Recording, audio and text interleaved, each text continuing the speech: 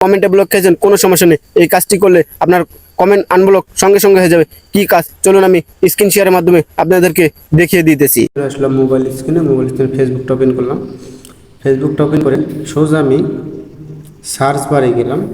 Search বারে গিয়ে আমি এখানে লিখব POKE পক্স পক্সটা লিখে লোডিং হইতেছে, যে পক্সটা লিখে পক্সটা আসলো। এখানে পক্স লিখে সার্চ দিলাম, পক্সটা চলে আসলো।